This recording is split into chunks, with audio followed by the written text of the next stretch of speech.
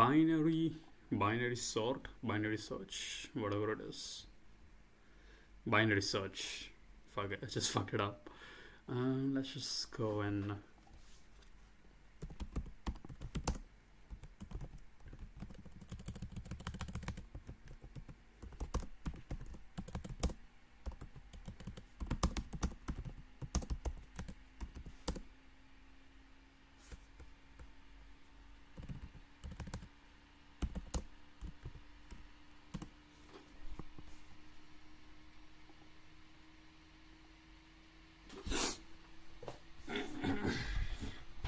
good question. This is one of those topics that sounds simple. Binary search that has surprisingly deep uses in machine learning and data science under the hood. Let's pack it. What is binary search? It's a classic algorithm that works on sorted data, repeated halves, and search space until it finds the targeted value. So high and low is equal to 0. Length, okay. Low is equal to 0. High is equal to that thing. And I'm dividing and conquering that shit. So, okay. What the fuck does? What? Let's look at this. Hyperparameter tuning, learning rate and regularization, fast search over numeric range, okay, classification threshold, KNN and FSS, okay, decision trees, finding split. I mean, decision trees, kinda optimization, line search, okay, data processing, where it appears. How important is it?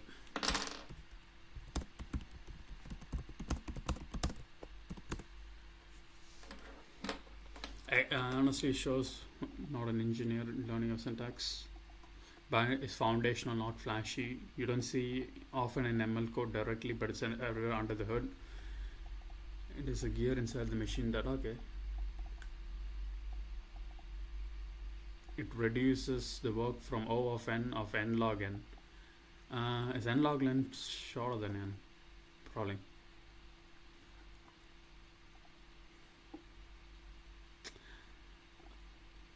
Okay, let's do some two-pointer.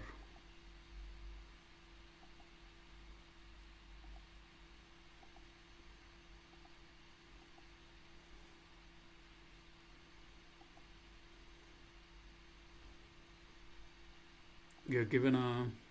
Bro, this is so sweet. I could just see what company.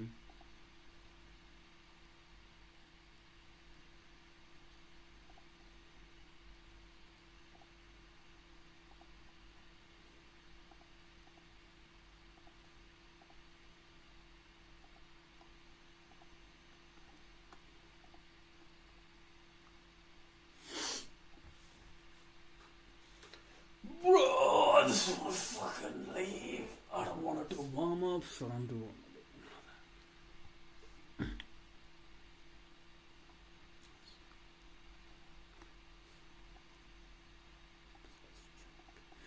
Warming up is estrogenic.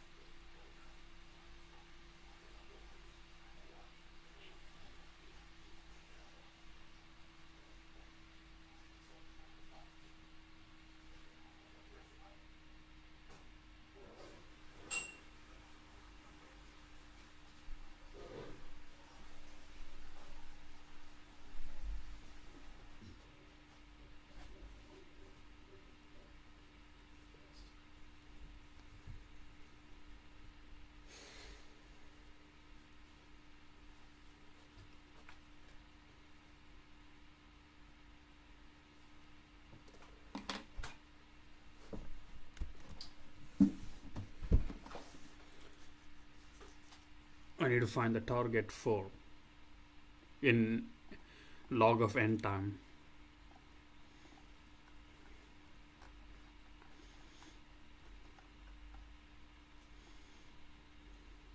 So this is the if left what? I don't want to do this. Recursion binary. Binary search, iterative binary search. Built-in function, probably not. Lower bound. What is the built-in function for this? Bisect index, bisect. This will be the. This is good to know. Kotlin. Who cares about Kotlin?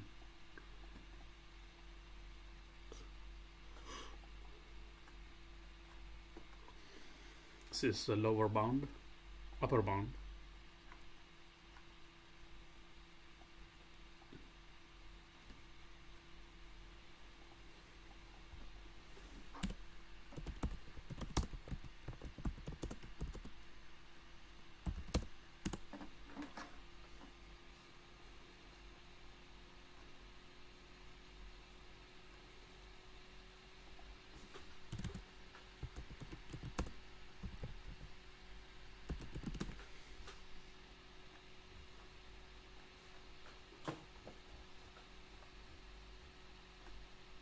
Man, ChatGPT is so good.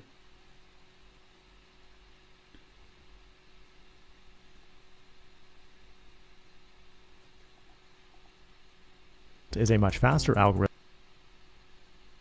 Binary search, an algorithm for finding an element in a sorted array by continuously chopping the search area in half. The first known implementation took place around 200 BC in ancient Babylon on clay tablets used for record keeping, but your brain has likely implemented binary search in everyday life without you even knowing it. Imagine looking for a word like magic in the dictionary. You wouldn't flip every page until you get to M. Instead, you open it in the middle. If you overshoot to the Q's, then you go to the middle of that chunk. This time you undershoot to the J's, so you do the same thing again, but in the other direction, until finally you find the page you're looking for. Easy enough. Now it's time for your technical interview. You might be given a question like, given a sorted array, write a function that returns the index for the given element. The easy way to solve that problem is with a simple for loop. Just loop over every element in the array until you find the one you're looking for. That works, but you failed the interview because you need to go faster. A regular loop results in linear time complexity, but you can do better than that. Here's how we might map out a binary search on a whiteboard. First, we need to figure out the middle index. Instead of starting at index 0, we start in the middle. If it's equal to the target, then we return that index. But if that element is greater than the target, then we know the target must be somewhere on the left, so we find the middle of that slice of the array. But if it's less than the target, then we know the target is somewhere on the right, so we repeat the process for that slice of the array. The result is a much faster algorithm with logarithmic time complexity because it's able to divide and conquer. Now, to implement the code, we could use an iterative approach with a while loop or a recursive function. Either way is acceptable, but let's define a recursive function in JavaScript. The function takes the target value as an argument, as well as a starting and ending index. First, we have a base condition to stop looping when it reaches the end.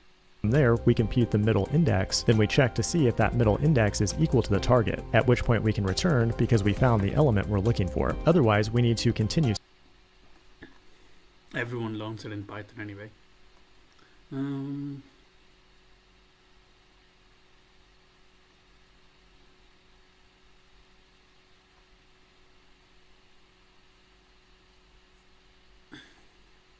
I thought, just for a bit of a change of pace, we could look at one of the classic algorithms. How do I define middle?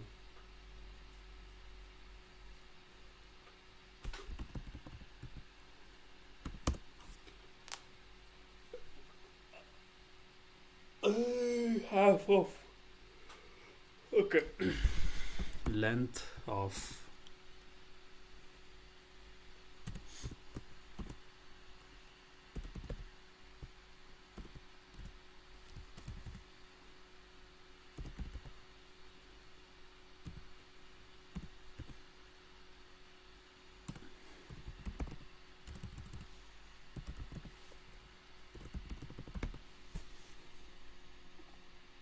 that should be what?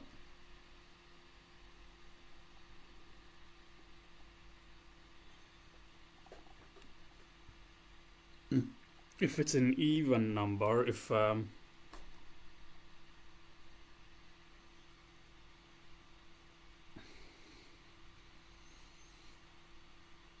iterative binary search, types of binary search.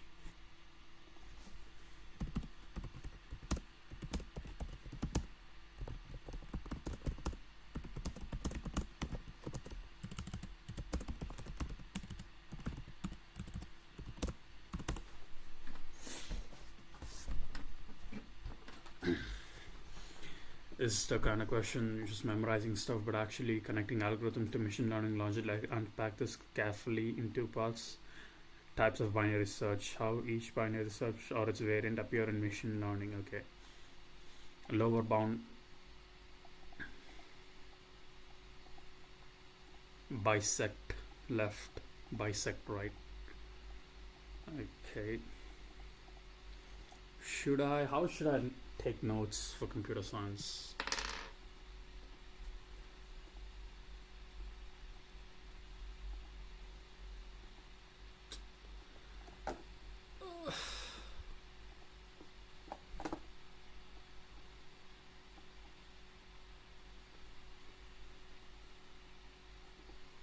I just cut my life into pieces. This is my life.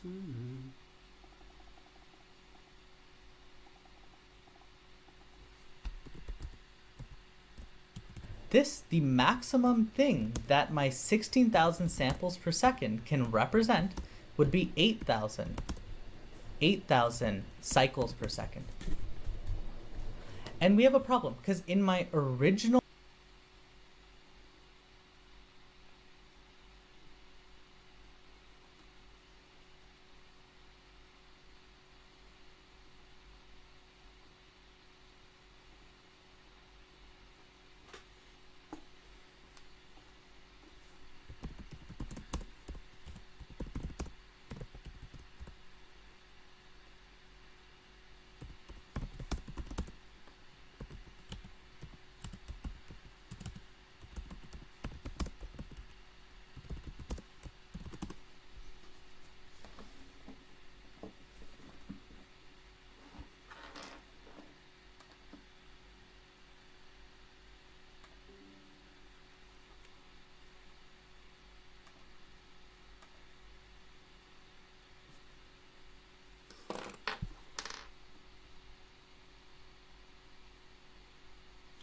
This is my man, last free zone. Suffocation, no breathing. Cut my life into pieces. This is my.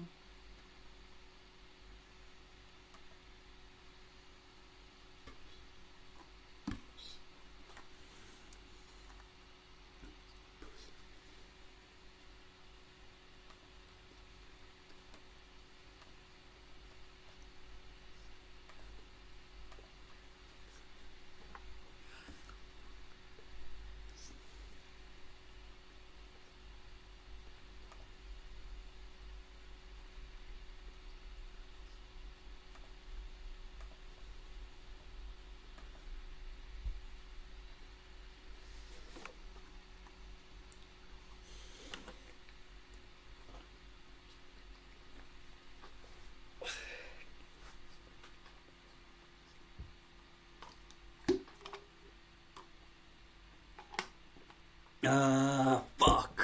I need to make money. Okay.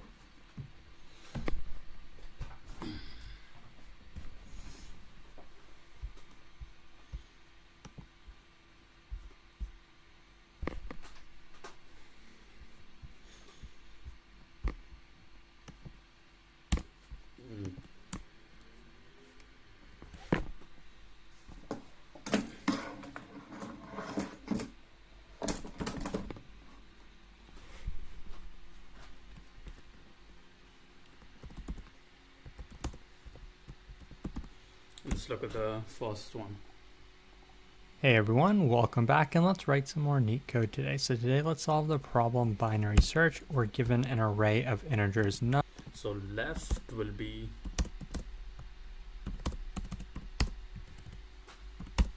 zero comma length of nums minus 1. Okay. Hey everyone, welcome back, and let's write some more neat code today. So today let's solve the problem binary search. We're given an array of integers nums, which are going to be sorted in ascending order, and we're also given a target integer that we're going to look for. If the target exists in the array, then we can return the index of it. If it does not exist, then we return 1. The goal is to create an efficient algorithm that can run in log n time. So what algorithm are we going to use? Well, the problem pretty much tells you binary search. So while this is self-explanatory and a pretty basic algorithm, I still think it's really important because a lot of problems kind of extend the idea of binary search and then make it even harder. And this is actually a pretty common interview question, to be asked some variation of binary search. So this is a very good problem to practice, and your goal should be able to implement binary search .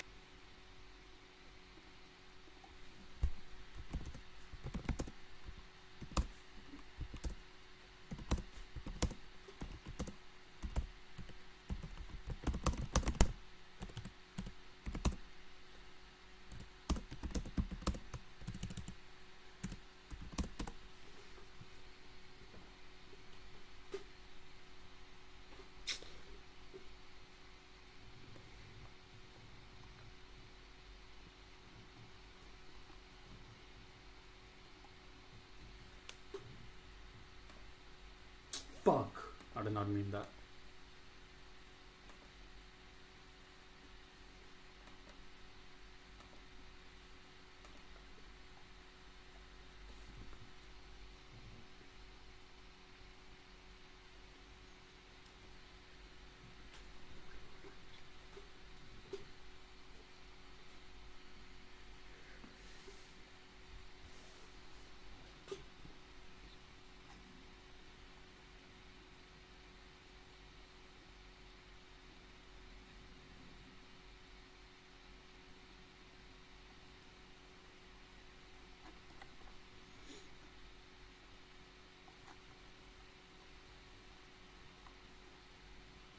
I thought just for a bit of a change of pace, we could look at one of the classic algorithms, right? Binary search. Binary search is something you learn about perhaps slightly earlier in your career, maybe as an undergraduate or maybe even in school. But it's super important, and I think also really interesting because it illustrates some of the things you need to think about as a software developer about how to make things faster and how to use things appropriately. So that's what we're going to look at today. All right, so let's imagine we have some boxes, right? So it's like deal or no deal, sort of like that, but Vinaj is going to break down pretty quickly. So I'm going to draw some boxes. I could have pre-drawn these, but where would be the fun in that? Now, you don't know what numbers are in these boxes. It could be any number on Earth. Right? Any number on Earth, is that a thing? Any number, but we do know they're in order. So the lowest number is here. Okay, let's just Very quickly, basically as if you were doing it in your sleep. So I'll try to explain this quickly, but also in a beginner-friendly way. So the input array is sorted. The target value could exist anywhere in this array, or it So what I'm going to do is I'm going to get the most basic fundamental thing. Okay. might not exist at all. When we start, we are considering the entire input array. How are we going to do that? Well, we're going to have 2 pointers. One pointer is going to be at the leftmost index, which is initially index 0. Another pointer is going to be at the rightmost index. These pointers mean that we are considering the entire range. Now, if we could only look at one of these values, which one should we look at? Should we look at the leftmost? If we do that and we see that it's not equal to the target, then we've only eliminated one possibility and we still have to search all of these. If we look at the rightmost, similarly, it's not the target, so we've only eliminated one possibility. We still have to look at the rest of them. But if we look at the midway point, and technically either of these could be the midway point, the way we calculate it, though, is going to be literally taking the left and right indexes and dividing them by 2, which I think will lead us to this position. But approximately the halfway point. Why should we look here? Well, we can compare it to the target. It's not equal to the target. So what does that tell us? Have we only eliminated one possibility? No, because remember, the input array is is sorted. So if this is not equal to the target, we should also ask, is it smaller than the target or is it larger than the target? In this case, it's smaller than the target. So if this is smaller than the target, then everything to the left of it is also going to be smaller than the target. So this was our midway point, we'll call it M, and we found that it's smaller than the target. So we can eliminate these three values from consideration, everything over here. How are we going to represent that in code? Well, we're going to take this left pointer and then shift it to be M plus 1. So now our left pointer is going to be over here. This represents possible range of solutions is going to lie within these two pointers. So at this point, we're just going to repeat the algorithm, repeat what I pretty much just did. Now, if we take these two, add them together, divide by 2, the middle is going to be over here. So then we're going to check, is this equal to the target that we're looking for in this case? But let's well, if you remember from your math class, that is a math equation called log base 2 of n. This evaluates to how many times can we divide n by 2. And suppose it evaluates to be x. That's equivalent to saying that 2 to the power of x is going to be equal to n. Okay, but this is too much math, maybe you don't even care, but that's pretty much the idea. That's why our loop is going to run x times, which is going to be equal to log n. So it's not a big O of n algorithm, it's a log base 2n algorithm, which is much, much more efficient. Okay, so now let's code it up. And like I did in the drawing, initially we're considering the entire input array as our search area. So our left pointer is going to be at 0, our right pointer is going to be at the last index, which is just the length of the array minus 1. Now we want to continue going until there's no more possibilities left, or we have maybe found the result. So the way to do that is to basically say that while our left pointer is less than or equal to our right pointer. Because I didn't show it in the drawing picture, but suppose we just had a very small input array, just to illustrate the example. Our left and right pointers would both point here. Our mid pointer would also point here. But suppose our target is actually equal to 2. Okay, we'd say, okay, this is too small for our target. So we're going to set our left pointer to be equal to mid plus 1. So that means our left pointer would be 1 and our right pointer would be 0. That basically means our left pointer has crossed our right pointer, and that's how you know that we have no more values left to search. We did not find the result. So that's why we're doing less than or equal. If they're both equal, though, if they're both pointing at this value, that means we haven't looked at this value yet. So that's the idea. So each iteration of the loop, we're just going to find the midway point, which we can get by taking L plus R and dividing by 2. If the value that this index is at is greater than the target, then we want to look at all values to the left of it. So we're going to take our right pointer and set it to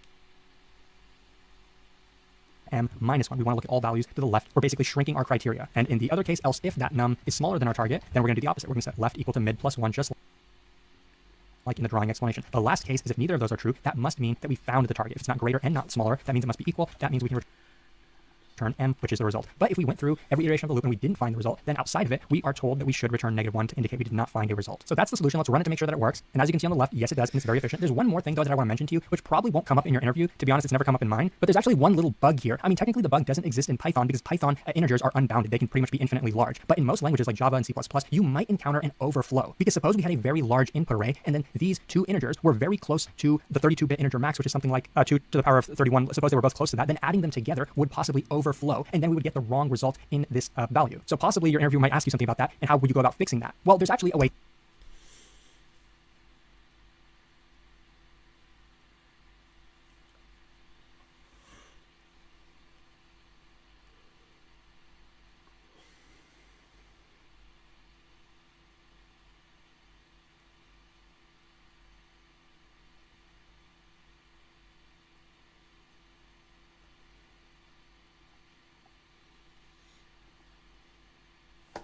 Okay.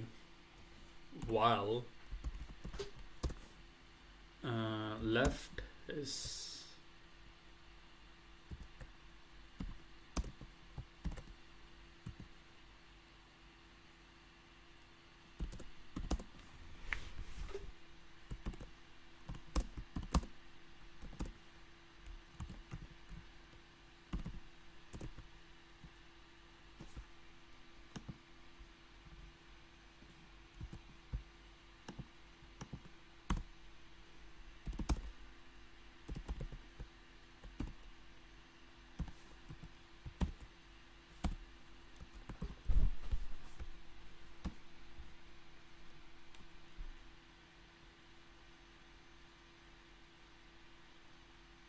if nums of n is bigger than target,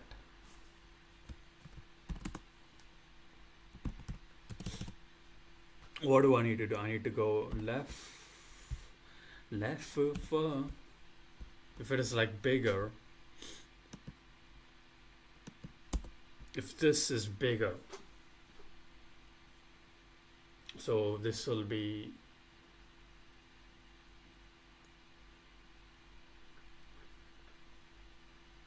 so the right pointer should move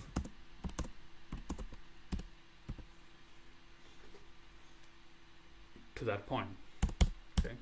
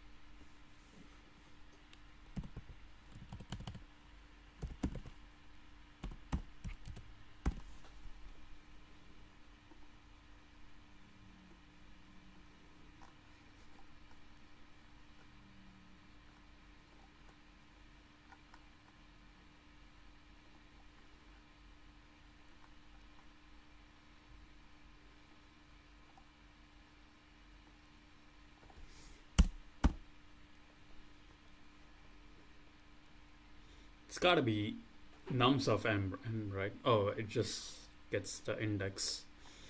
Anything. It's still the index though. Return m.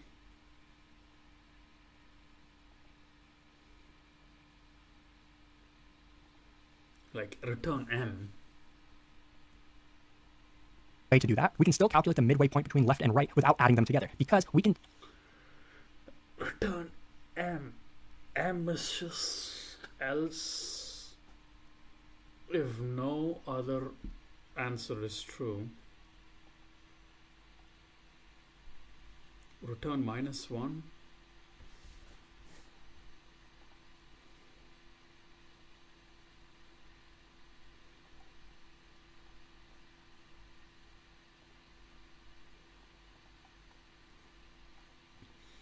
Why is it -1?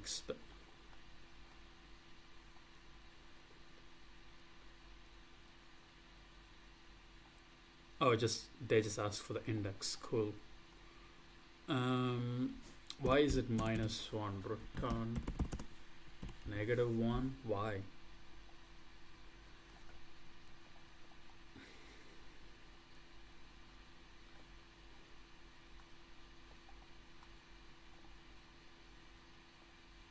Okay.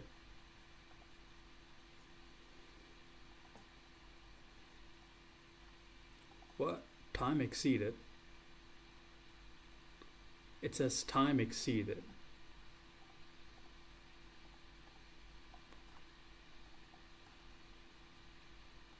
without adding them together, because we can take the distance between them. We can get the distance between them by taking right Length. minus left and then dividing that by 2, right? That will give us half of the distance between them. And we can take that and add it to the left index, because if this is halfway of the distance between them and then this is the left index, by adding these together, we are getting the midway point. This is just a way to do the exact same calculation, but this way it will never overflow, because right is always going to be greater than or equal to left. And in this case, we're not adding them together, we're subtracting them. So this will always be positive or it will be 0. So I'll run it and it does work pretty much exactly the same as you can see on the left. But this is just something I think a lot of people don't talk about. And actually,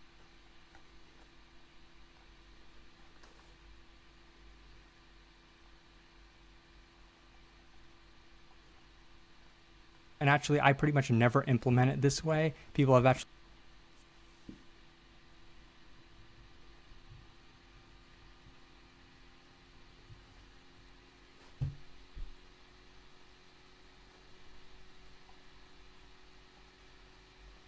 Overflowing is the thing, apparently. No. Bro, why is it keep going? Can you like stop?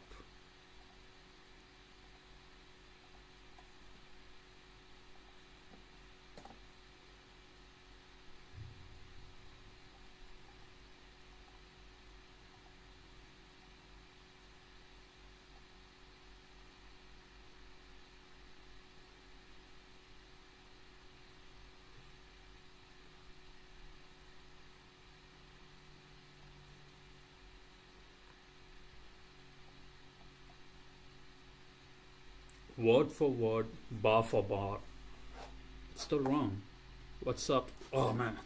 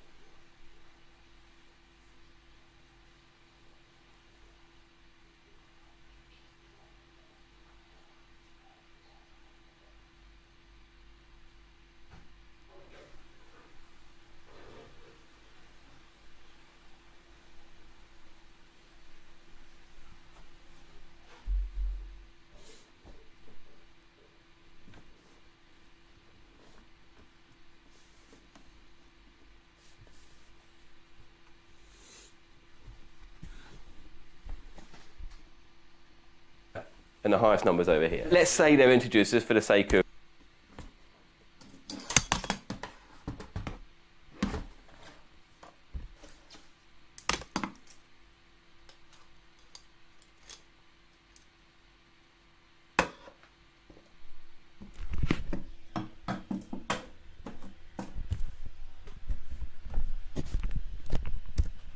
me not giving myself a headache. Right, now, I want you to find out if the number 17 is in one of these boxes. That's the thing you need to do. This is what binary search is for, but just searching in general, right? So maybe you've got a database with a bunch of IDs and you need to look up a specific person's ID, or you need to find out anyone who's born on a certain date, right? Looking through data to find something is very, very common. This is just one way of doing it.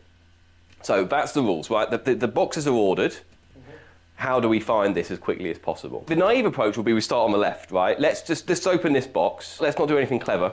Open the first box. The first box is 2. So it's not 17, so we've failed badly, but we are at least slightly closer to the goal, right? Because now we only have this many boxes to open. So let's think about that. How much easier have we made this problem? Well, it was, what was it, 8 boxes? You've made it, yeah, whatever. 7 boxes now, right? We've made it 1 box easier. One box. It's not trivial, right? So the best case from now is 17's here, we open the box, 17, job done, right? The worst case is we look through all of these boxes one at a time and 17 isn't in there, right? Or it's right at the end or something like this. I think I'd divide and conquer. I'd go somewhere in the middle. Yeah, I think you should divide and conquer, right? So, if we know them in order, we can start looking at a bit like you would look through a phone book, right? You'd open a phone book. You don't open a phone book on the first page and start, come on. I mean, I know their surname begins with Z, but I've started, so I'm going to finish this, right? So let's open up a box around here, right in the middle. I've chosen an even number of boxes, but so let's just sort of do this one, right? Okay, so we open this up and it's not 17. Let's say it's 16, which is awkward, but sure. Okay, so now what have we learned? How much easier have we made this problem? Well, we know now that given this is in order, but 17 cannot appear here and here, right? Let's presume we haven't opened 2. It can't appear here either. It has to be in one of these or not in the set of boxes at all. So how much easier is our problem? You've halved it. I've halved our problem, yeah, but our problem is double as easy, you know, in some sense. So now, let's fall back to our rubbish algorithm. We'll just open this one and then this one and then this one and this one. Or we can repeat this process. That would be much better. So the 17, you would assume it's going to be the next one, unless there's another 16. That's true. Actually, 16 is a terrible, terrible example for that reason. Let's make that 10, right? Fixed. Delete all that bit of video. Right, this is 10, so we don't know now. No. The point is we're trying to make a general algorithm, right? We don't know what this number is. All we know is 17 was bigger than it, so now we're in this half. Yeah. So we jump halfway, so let's say this one, right? And we say, okay, is this bigger or smaller than 17? Well, it's 104. So we now need to go to this half, right? And we're halving every time. We're halving our problem every time. And we look in here, is it 17? And no, let's say it's 16. Oh, 16's come back. And so no, 17 isn't in this set of boxes. Now, you know, you might be thinking I should have done this ahead of time and then, you know, come up with my example better. But the point is that we can make this much, much easier by divide and conquering. Right? If we know these are in order, which to be fair is a big ask sometimes, depending on the data, we can zero in on our target number as quickly as possible. So how much easier is this? Well, what was the running time for the linear search, which is just going like this? Right? Well, it's going to take exactly how long the number of boxes is. Right? It's worth of data, that's a lot of search again, and then we're dividing by 2 again. Well, actually, it's O log to base 2 of n. And what that's basically saying is that as n increases, our problem doesn't increase at the same rate. Right? If n doubles, our problem only gets 1 harder. So suppose we have 1 billion numbers, right, and it's this hard.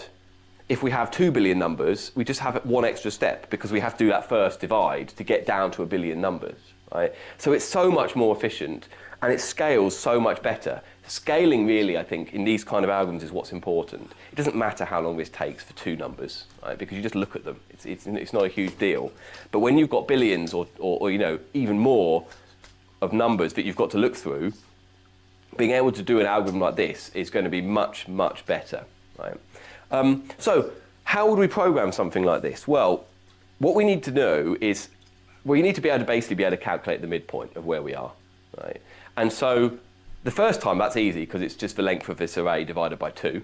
Right? But actually, we want to be able to generalize this a little bit. So it would be helpful if we have a couple of variables that determine where we are. So let me draw out some more boxes and we'll do it fresh. Speed this bit up. Okay, they got less good as they went through. Anyway, we need to think about how we're going to implement binary search, right? We're looking for some number, let's say it's x, in this list.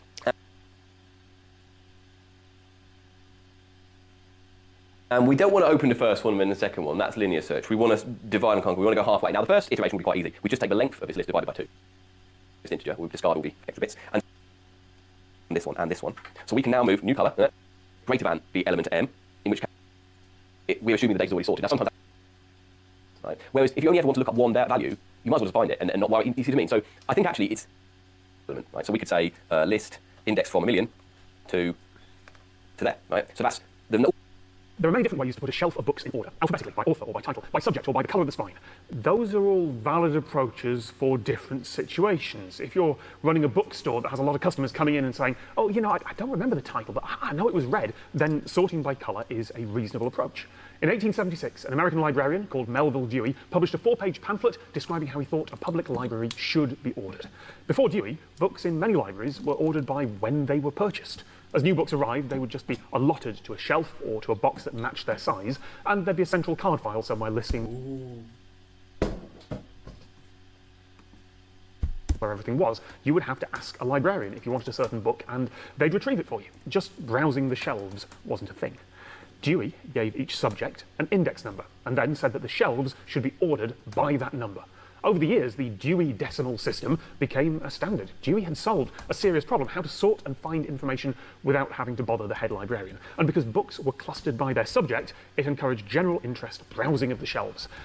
Side note, while researching this, I found out that Dewey was a terrible person. Not in an, oh, but he was of his time way. He resigned from the American Library Association because of sexual harassment complaints in 1905. How bad do you have to be in 1905 to get kicked out? His sexist and racist biases made it into the early versions of the Dewey Decimal System. Lots of libraries these days use completely different classifications, but yeah, we do still remember his name. Anyway, here's the key point. By creating a useful index and sorting by it, readers could find books more quickly. That same principle of indexing applies to computers and has since the early days. There are 2 basic ways that a computer can search, linear and binary. Let's say you've got a stack of cards. They've got numbers on them that are somewhere between 1 and 50, and you want to find lucky number 13. If it's a shuffled stack, then there is no shortcut. You just run through looking at one card after another, time to sort them. I've got a whole other video things in 2. Okay, with a stack of property at a time. For everything else, how are you going to use it? Just the property, I can do a binary search through the index at speed, identify the number of the card, and then use another binary search to go straight to it. If I want to pull all the green cards, well, I can pull just those out of the colour index, note down all those numbers, and then pull just those cards. There's no linear search happening anywhere. Again, it doesn't make much difference with 11 cards, but with 1,000 or 1,000,000 or 1,000,000,000, that's the difference between waiting hours for a response to your query and having it in a fraction of a second. Of course, each index that you add takes time to create and space to store. If your computer has ever been slow because of the indexing service on Windows or Spotlight Search on Mac, that's it taking the time to run through all your files and index all the properties that it can so that when you type something into your search bar, it'll be able to reply as quickly as possible. But every time you make any change to your database, if you'd add, remove, or change something, you also have to keep the indexes, whichever, up to date. So there's a skill in choosing which properties, which fields in a database. Now, Google say that their full search index is 100 petabytes in size, and they're customizing every result from it for every user, usually in under a second. Even after all the changes to Google over the years, even after all the space that they've given over to knowledge boxes and adverts, even after all the optimization that they've added to give the user exactly what they want, Google still put the time that it took to answer every query on every desktop search result because they're still proud of it. Because the logistics and computer science skills required to do that are the sort of thing that PhDs are written about. Or because it's a trade secret, they're the sort of thing that commands very, very high. When you put English text into a computer, it is saving every individual character as 8 bits of data, 8 1.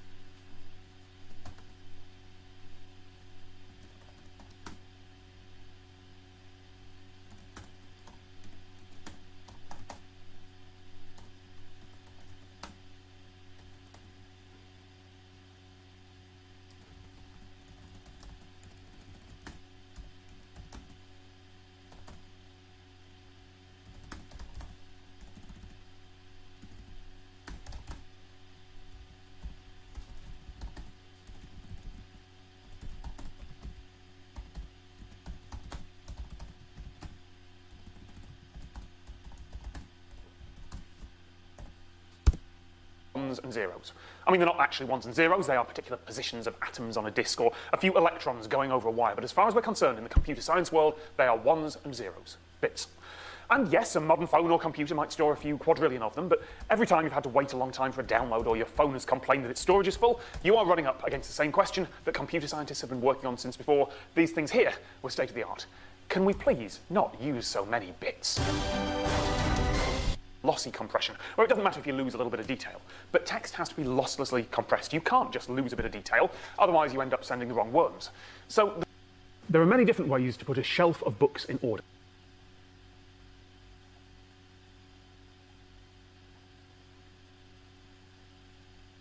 Last time we were binary searching. We were binary searching last What are we time. searching for this week?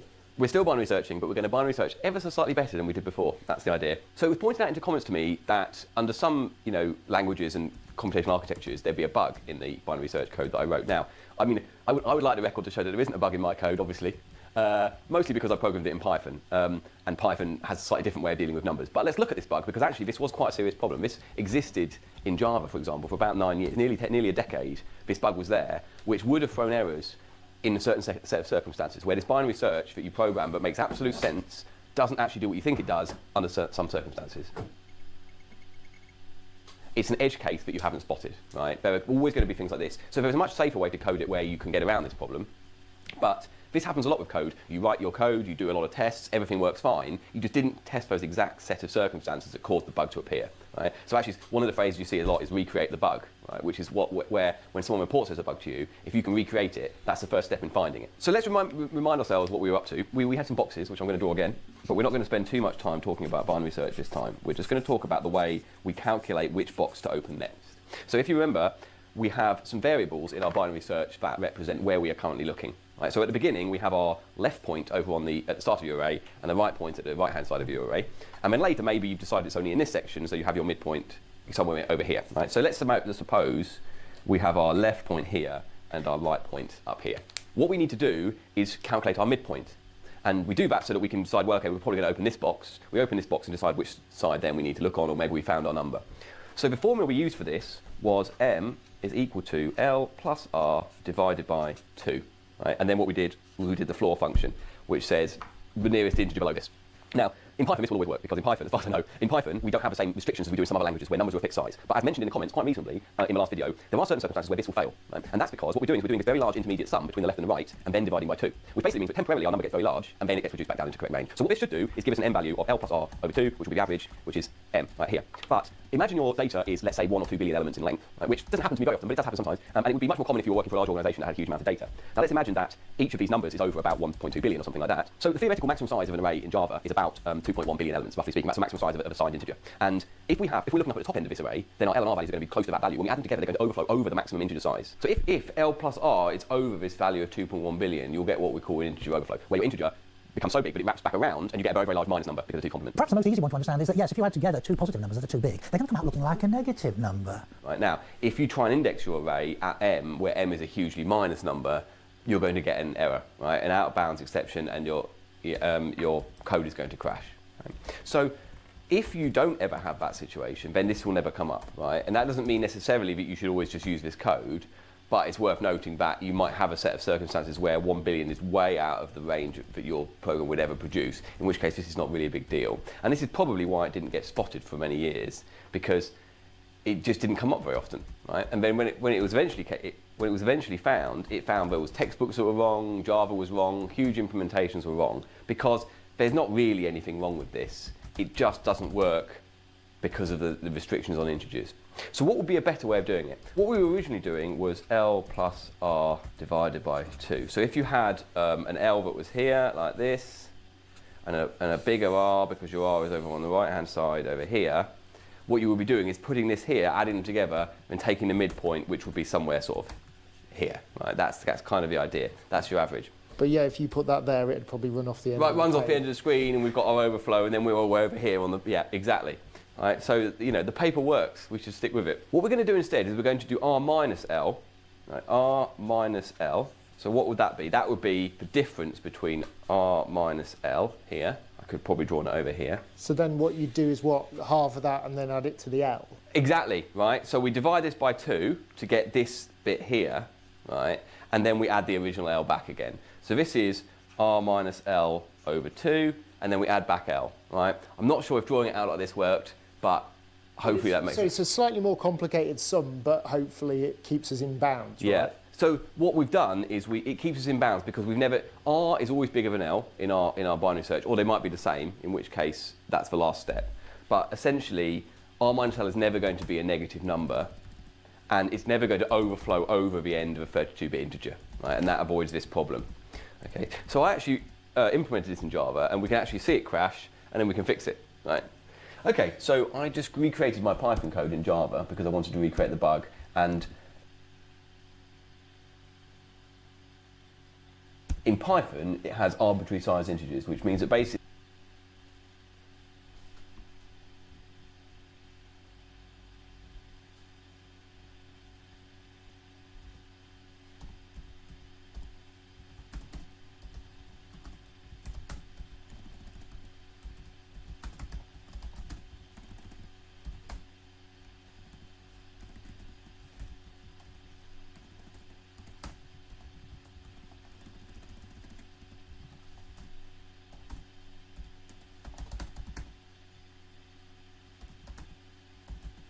when your integer becomes 33 bits, it doesn't wrap around, it's just 33 bits from then on. Right? Now that has a performance hit, but it's not much for normal use. And so that's a good way to program in some ways, but actually I quite like the restrictions sometimes. And for example, in things like cryptography, it's very important that your data is always the exact size that they're expecting, because otherwise the mathematics won't do the same thing at all. Right? And so actually for encryption algorithms, it's always very strict about exactly how big your data is at any given time. Now, so I've created binary search again, so we can see the same algorithms we had before, and here is our offending line, so I'm going to say bad. That's a Python comment, not a Java comment. Excuse me. Right, so this is bad, right? And it's bad because theoretically, if we have very large indices left and right, our midpoint our intermediate sum will overflow. So I'm going to create an array of length 1.2 billion, which is long enough that we're going to overflow if we're near the end of it, right? Because the left and right values added together will be larger than the biggest size of integer we can handle. Someone pointed out in the comments very wisely that why not just create an array of consecutive numbers from 1 up to the length of the array? Well, fine, if you want to be really clever and smart about it, sure. Or we can wait here for 10 minutes while we drink coffee because the sorting algorithm takes ages. Fine, I take your point. So what I'm doing here is I'm creating an array of length 1.2 billion. I'm then just going to make every element in the array its own index, right? So essentially, the first number will be 0, the next number will be 1, all the way up to 199 million. No. Anyway, yeah, 1 billion, 100, anyway, so on. So if we run this, and you'll want to skip through the build process, you'll find that there is no error, right? Because there's nothing wrong with creating an array of this size. So if I output binary search of, let's say, using our array, and we're going to search for the number 17, which we know is in the array because 17 again. I don't think there's any real, but it will be fine. What I'm going to do, right, we've got an exception, which is kind of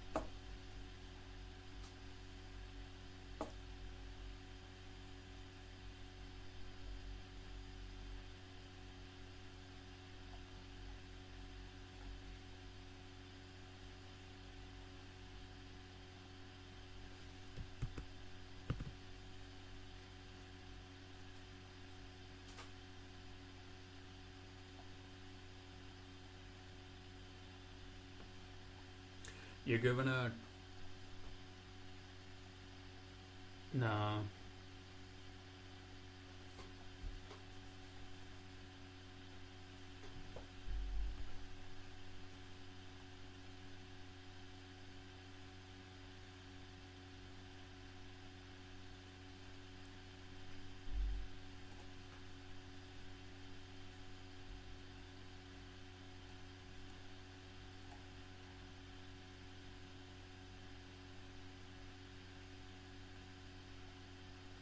This is a sorting algorithm.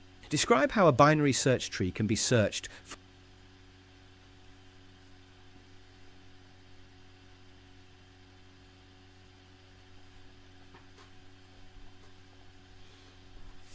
need to write it down on a paper and stick it on a wall.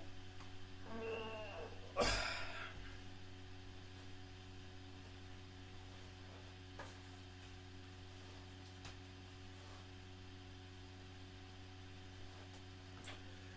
I think I'm done.